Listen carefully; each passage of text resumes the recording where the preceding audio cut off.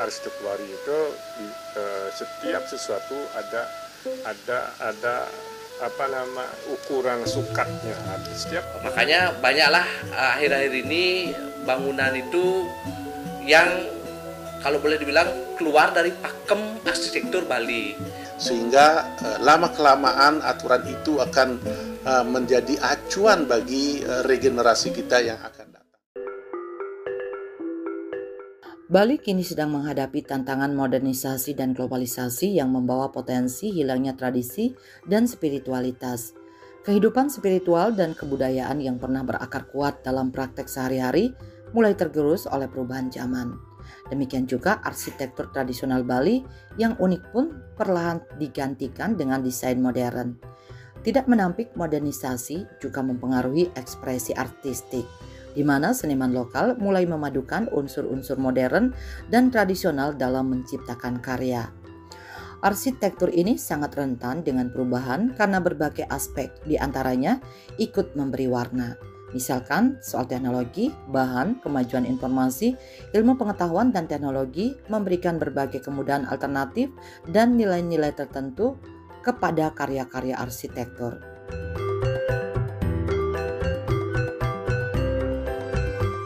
arsitektur Bali ini kan paling unik sebenarnya, yang tentunya ada dasar daripada membuat arsitektur Bali, ada dasar Astokosalo Kosali atau Astebumi. Nah, itu dasar daripada arsitektur Bali yang dibuat oleh leluhur kita terdahulu. Itu luar biasa nilainya, nilai kesakralannya, nilai taksunya, kewibawaannya. Ini memang dengan segala ukuran, misalnya ada pepalihan artinya tingkatan, itu pepalihan namanya di dalam taksu Bali itu, sehingga terbentuklah suatu seni tentunya seni kan bagian daripada budaya ya.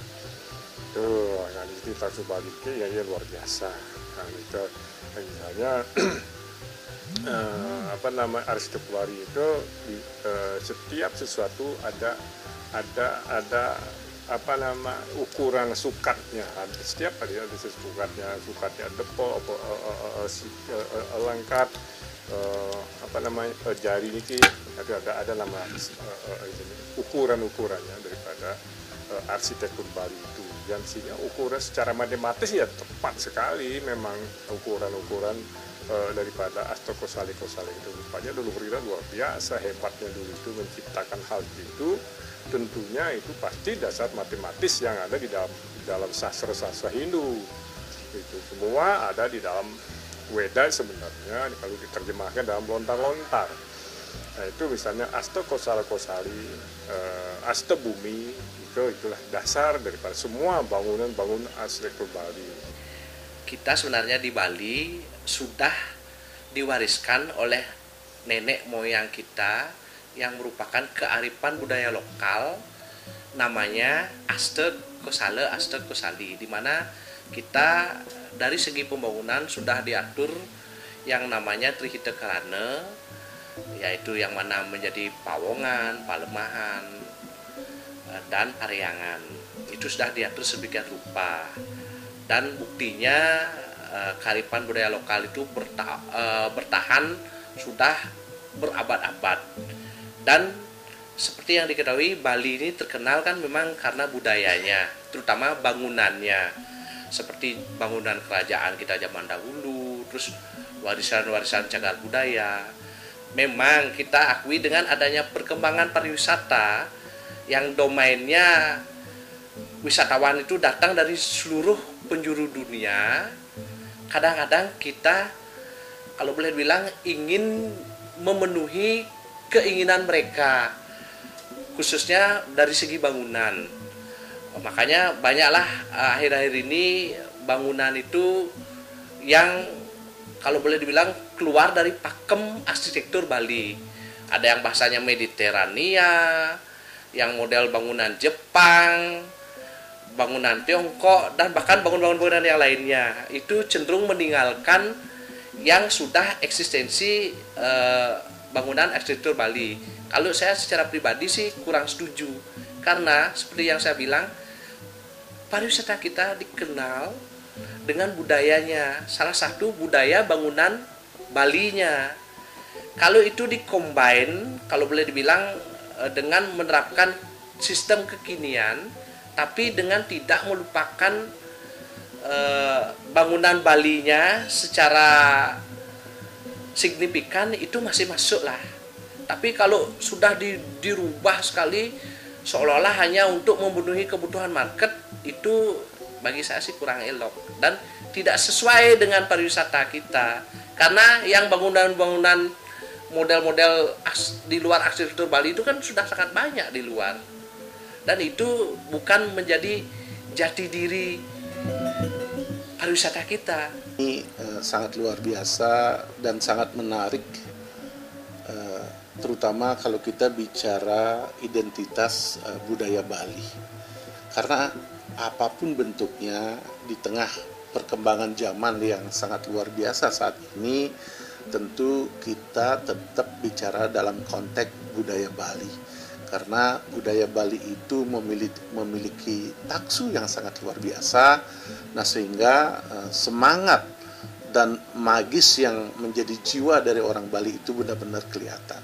Nah, tentu kalau kita bicara arsitektur Bali, nah tentunya kita mengedepankan pelestarian, yang mana di zaman modernisasi ini sangat banyak sekali adanya pemugaran-pemugaran, pergantian-pergantian. Contoh umpama di Pura, di Candi-Candi Bentar, Gelungkuri, rumah-rumah itu sudah sangat banyak sekali perubahan. Nah, tetapi bagaimanapun tentu harus mengedepankan arsitektur Bali. Walaupun kalau saya pikir tatkala melakukan perubahan, tentu dalam rangka restorasi itu wajib untuk mempertahankan nilai-nilai atau budaya-budaya Bali yang adiluhung. Nah, sehingga arsitektur Bali itu tetap ajak di Bali, supaya tidak gaungnya saja orang-orang selalu bilang ajak Bali, ajak Bali. Nah, sampai di mana kita mengajakkan Bali? Nah, tentunya dalam pengembangan tata ruang, baik itu pengembangan tempat-tempat ibadah yang sangat luar biasa kita miliki, jangan baru kita mampu kita berubah sedemikian rupa dengan menghilangkan nilai-nilai yang ada, yang sudah ditanamkan oleh orang-orang tua kita zaman dulu. Gerusan modernisasi tersebut dapat ditangkal dengan memperkuat identitas kelokalan budaya Bali, karena di dalam era modern yang globalisasi ini menerpa kita semua. Sebenarnya ada perlawanan tidak langsung, ada perlawanan dari masing-masing individu melalui komunitas dan masyarakatnya untuk memperkuat jati diri. Jadi identitas menjadi penting sehingga mereka berupaya menampilkan kelokalannya agar tidak tergerus oleh pengaruh-pengaruh global. Bahkan pemerintah sebenarnya melalui Perda Bangunan Gedung, Perda nomor 5 tahun 2005 itu sudah mencantumkan arsitektur tradisional Bali atau arsitektur di Bali itu ada beberapa jenis arsitektur. Meskipun arsitektur tradisional Bali mengalami pergerusan, namun hingga saat ini eksistensinya masih terjaga. Ketentuan-ketentuan yang mengikat pemilik dan bangunannya juga disebut masih tetap terasa.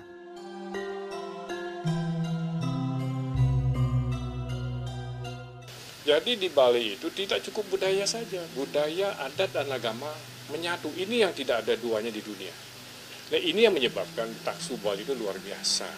Ini yang menyebabkan suatu keindahan, kesucian, dan segalanya itu kewibawaan Bali itu luar biasa. Itu ya menurut Risia dari di dalam lontar ya itu. Jadi kalau saja kita tetap konsisten menerapkan lontar asta bumi, asta kosala kosali, itu nanti sebenarnya di zaman apapun dia akan terpenuhi. Baik itu pre-modern, modern dan postmodern, dia akan menyesuaikan, akan kena semua model itu. Tidak akan mungkin dia akan ketinggalan zaman. Zaman apapun dia akan selalu akan terpenuhi daripada arsitektur kita Bali itu, dan tidak pernah merasa ketinggalan zaman. Kalau arsitektur Bali tidak pernah orang itu ketinggalan zaman, nggak ada. justru di dalam zaman modern kayak apapun, katakanlah dalam zaman industrialisasi sekarang, tetap itu akan mendapat tempat di masyarakat, baik di lingkungan kita. Nah semuanya itu juga berdasarkan Trihita Karana. Kata kita bicara arsitektur Bali, budaya, adat, agama, itu semua dasar ada Trihita Karana. Jadi tadi dikatakan tadi juga hulu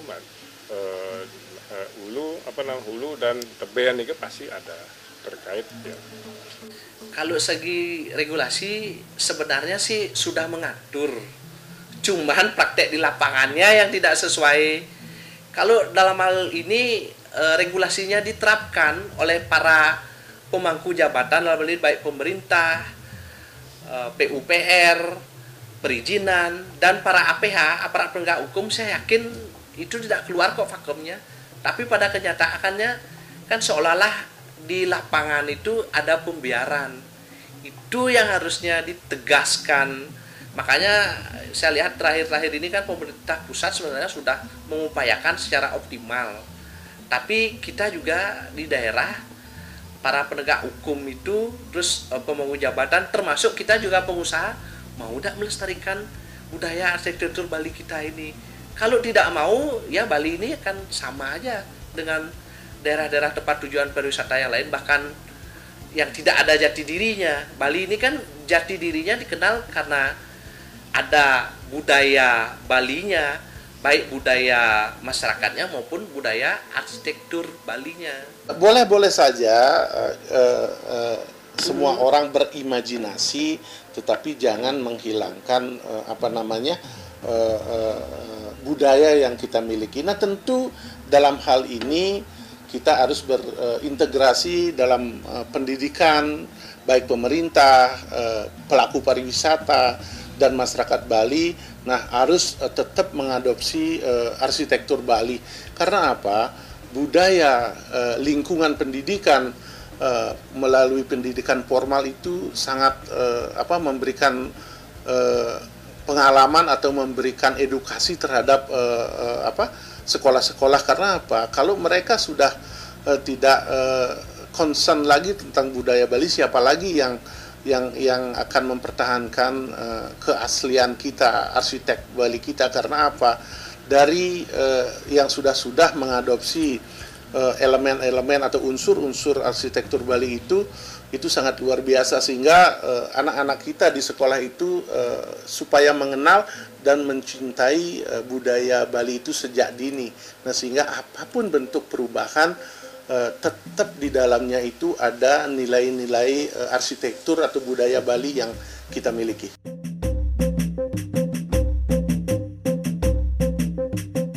Tidak dapat dipungkiri, Bali saat ini sudah dipengaruhi pariwisata dan modernisasi sehingga menyebabkan beberapa perubahan dan seringkali menyesuaikan diri dengan kebutuhan dan ekspektasi wisatawan.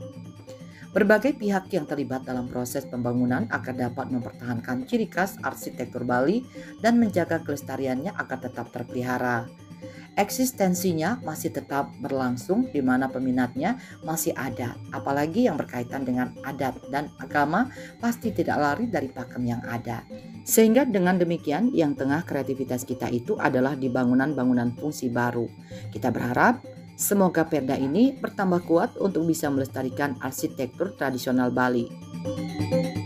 Kita sebenarnya sudah diatur oleh Asto Kosali. Cuman pada penerapannya memang dengan sekarang masifnya pembangunan, terus harga tanah semakin mahal dan sempitnya lahan-lahan yang dikelola, itu tuh tidak bisa kita pungkiri, tidak bisa diterapkan 100%, tapi masih banyak kok bisa diterapkan, seperti di mana harusnya tempat suci, terus di mana rumah itu dibangun. Lamatan rumah itu ada mungkin ada balai adatnya, ada rumah untuk tempat beristirahatnya, dan ada dapurnya. Itu masih bisa diatur kok. Apalagi akomodasi pariwisata dalam hal ini notabene mungkin itu villa, hotel, itu kan luasannya pasti sudah sangat memungkinkan untuk di mana tempatnya paryangan, di mana tempatnya pelemahan, dan di mana tempat kita untuk pawongannya seperti itu. Saya yakin pasti bisa. Sekarang balik lagi, mau nggak? Jangan alasan notabene lahan sempit itu dipakai alasan untuk meninggalkan atau menggerus budaya arsitektur kita. Itu saya sangat-sangat tidak setuju. Itulah fungsinya seperti saya bilang. Selain kita sebagai pengusaha lokal, kalau pengusaha luar memang pasti orientasinya ke profit oriented. Disinilah fungsi pemerintah dalam hal menerbitkan regulasi perizinan dan mengawasi terhadap perizinan yang sudah terbit untuk bangunan-bangunan itu. Seperti saya bilang, itu diaturlah sedemikian rupa biar tetap ada unsur atau arsitektur Balinya di kawasan bangunan yang akan dibangun. Itu saya yakin bisa kok. Dan para investor luar itu kalau sudah dari awal diinformasikan seperti itu, mereka pasti paham kok. Mereka menginvestasikan dananya atau modalnya di Bali itu kan pasti dari awal, oh Bali itu pasti akan seperti ini. Orang bilang itu di mana tanah dipijak, di sana langit dijunjung. Dan pasti akan tetap mengutamakan kearifan budaya lokal. Nah tentu dalam hal ini kalau kita bicara, kita hubungkan budaya dengan budaya tradisi dengan pariwisata, itu sebenarnya menjadi satu kesatuan. Kembali lagi, kalau budaya kita, kalau tradisi kita lestarikan dengan baik, tentunya kalau dari kalangan pariwisata, tentu mereka-mereka itu, terutama para tamu yang datang ke Bali itu, pastinya mereka akan menghargai yang namanya pelestarian budaya, adat, dan lain sebagainya. Sehingga kemungkinan kami berharap ke depannya, terutama dari pihak pemerintah, tidak semata-mata artinya membangun hanya untuk kepentingan sesaat, tetapi bagaimana pemerintah juga memiliki nilai-nilai kesakralan kita harus tetap dipertahankan. Mungkin dari pihak pemerintah nantinya membuat semacam aturan yang berlaku untuk kita di Bali, sehingga lama-kelamaan aturan itu akan menjadi acuan bagi regenerasi kita yang akan datang. Nah tentu dalam perencanaan pembangunan tempat wisata umpamanya yang ada di seluruh Bali, paling tidak berbasis arsitektur Bali, baik itu di ruang publik, dimanapun itu, terutama di Bali, karena di Bali kan sudah jelas, kita di Bali sendiri dari dari depan langkah kita baru pulang itu, dari nilai angkul-angkul atau gapura yang kita miliki itu sudah mencerminkan ornamen-ornamen Bali yang sudah sangat luar biasa yang diciptakan oleh para leluhur kita. Pesatnya perkembangan zaman mempengaruhi nilai-nilai budaya di Indonesia. Budaya yang diperoleh secara turun-temurun kini mulai tergerus oleh tekanan modernisasi. Salah satu kekayaan budaya yang paling terdampak modernisasi ini adalah arsitektur tradisional. Tidak dapat dipungkiri bahwa kini gejala terancam punahnya arsitektur tradisional di negeri ini sangat terlihat. Arsitektur tradisional mulai terlupakan di antara megahnya bangunan modern.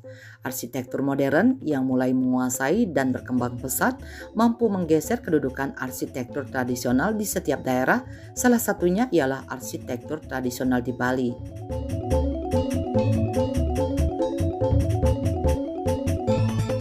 Apapun itu, siapapun yang mau datang ke Bali harus belajar dulu budaya Bali yang kait dengan adat dan agama, tidak bisa dipisahkan.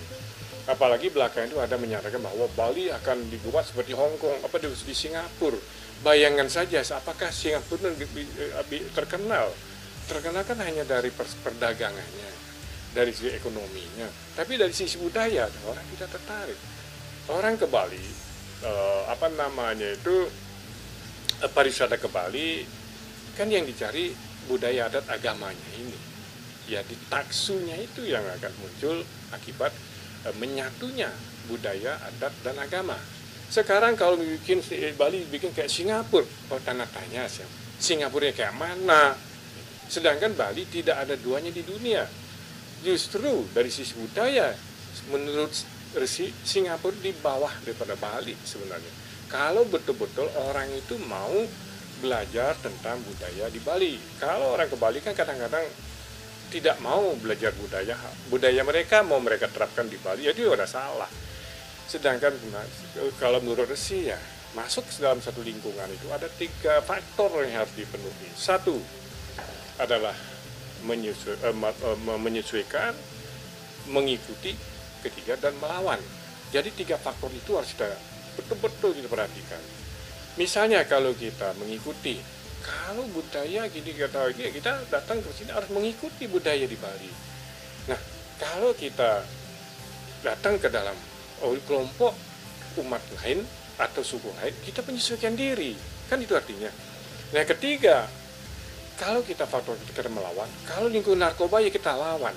Nah, 3 faktor ini sangat penting sekali di dalam penyesuaian diri kepada lingkungan yang baru kita. Katakanlah datang ke Bali, menyesuaikan dirilah dengan budaya yang ada. Jangan melawan budaya mereka, ingin memaksa ke Bali membawa budaya lain, rusaklah Bali. Sedangkan mereka datang ke Bali, katanya di Bali tenang, aman dan segalanya indah. Sampai di Bali ingin ngaco. Nah, ini ya repotnya. Kalau saya lihat dalam hal ini regulasinya sudah diatur, tapi untuk penerapannya kalau boleh dibilang orang Bali itu bilang selalu gremeng atau ada pembiaran lah. Tapi kalau seperti ini dibiarkan berlarut, lama-lama budaya arsitektur Bali kita pasti akan tergerus. Digantikanlah dengan yang model bahasanya arsitektur kekinian dengan mengadopsi budaya luar, baik Eropa maupun Timur Tengah mungkin ada, atau mungkin Jepang, itu tidak sesuai bagi saya gininya. Dan lama-lama jati diri pariwisata kita dengan budaya arsitektur Balinya pasti akan hilang dan tergerus. Makanya marilah kita semua pihak, baik dari pengusaha yang akan membangun, terus pemerintah yang menerbitkan izinnya, dan para APH, para pengguna yang sebagai pengawas, berkolaborasi untuk melestarikan arsitektur budaya Balinya. Biarpun penerapannya tidak seperti mungkin yang sudah ratusan tahun diterapkan, yang sekarang ada sentuhan modernnya, tapi tidak meninggalkan ornamen-ornamen arsitektur pemilihan budaya Balinya.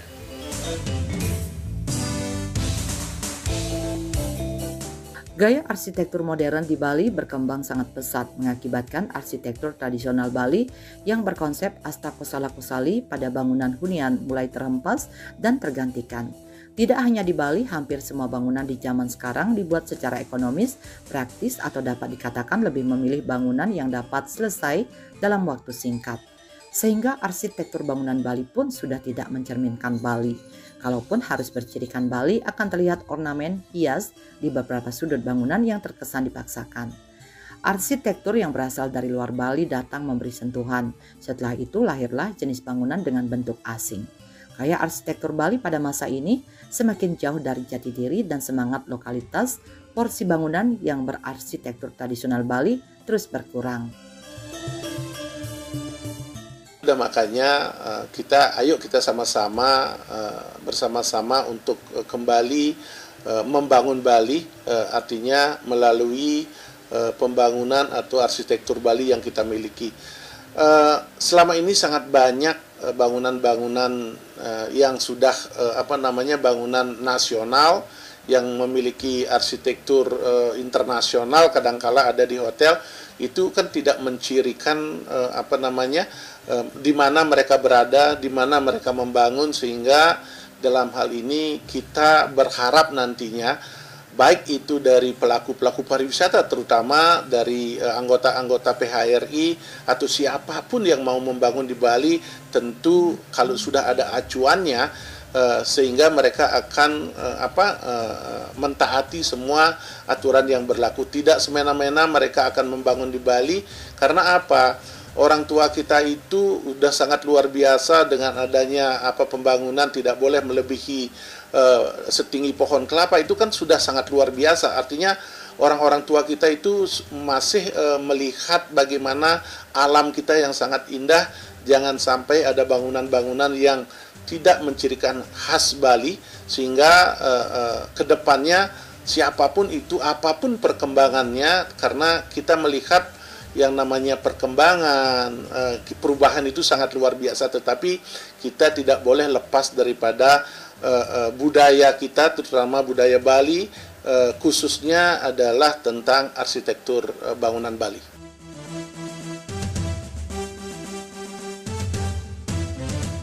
Arsitektur dengan konsep modern mulai menguasai dan menjadi faktor ancaman utama. Punahnya arsitektur tradisional pada bangunan hunian di Bali, arsitektur tradisional telah tergeser oleh bentuk-bentuk bangunan kini yang sering dipandang modern. Namun konsep modern ini sebenarnya juga menjadi titik balik sebagai salah satu faktor utama yang dapat mencegah punahnya arsitektur tradisional pada bangunan hunian di Bali, di mana perpaduan antara konsep modern dan tradisional dapat mencegah sekaligus menjadi kekayaan baru gaya arsitektur di Indonesia. Lantas apa saja perpaduan konsep modern dengan tradisional pada bangunan hunian di Bali? Kalau itu sih sebenarnya sama aja, ibaratnya kayak telur dengan ayam, mana duluan telur, mana duluan ayam. Baik yang tradisional itu dikombin dengan modern maupun modern mengadopsi tradisional, itu sama aja sih sebenarnya. Yang penting poinnya yang kita inginkan di setiap bangunan ada unsur arsitektur Balinya. Bila perlu mungkin ibaratnya tidak hanya sekedar aja, dia lebih ke porsinya itu diperbanyak lah gininya. Kalau hanya sekedar itu kan mungkin hanya sekedar dipasang batu alam aja, itu seolah-olah sudah mengakomodir arsitektur Bali. Enggak lah, Bali ini mungkin apa pakem-pakemnya yang sudah diwariskan oleh para leluhur kita itu bisa diterapkan biarpun tidak 100%, itu loh gininya. Di mana budaya Bali itu situ kacau balau kita ya, campur aduk sudah suka orang-orang.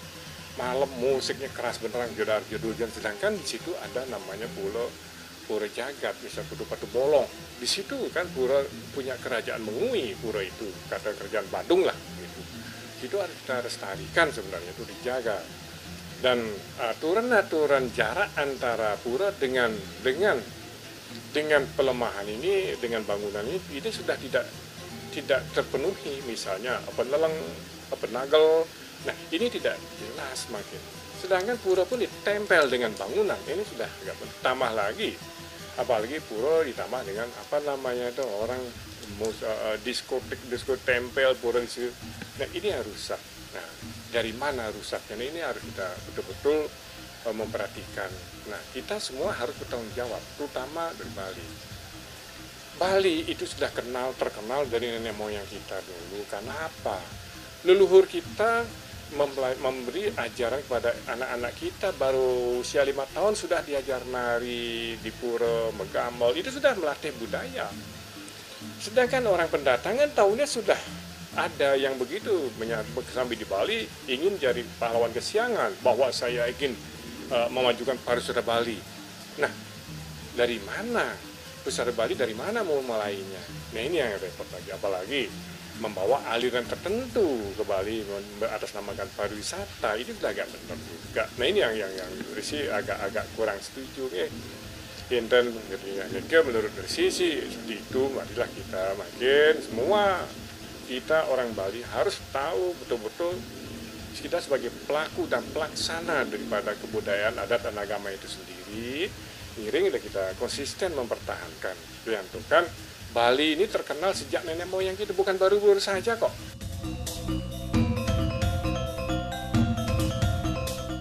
Eksterior bangunan hunian dalam arsitektur modern sangat beragam dan sebagian besar dipengaruhi oleh gaya arsitektur barat yang lebih menunjukkan kesan minimalis. Dengan warna-warna yang umumnya modern, bertolak belakang dengan gaya arsitektur tradisional Bali yang sangat menunjukkan kekhasan budaya Bali dengan warna. dari material alaminya serta ornamen hias seperti ukiran atau patung, sedangkan kini sebagian besar bangunan hunian di Bali mulai menggunakan gaya arsitektur modern. Namun dengan perpaduan antara dua konsep ini, modern dan tradisional, arsitektur bangunan hunian pasti akan lebih indah dan menarik. Kesan minimalis yang tetap menunjukkan arsitektur tradisional Bali akan memperkaya gaya arsitektur di Bali dan pastinya mencegah kepunahan arsitektur tradisional pada bangunan hunian di Bali.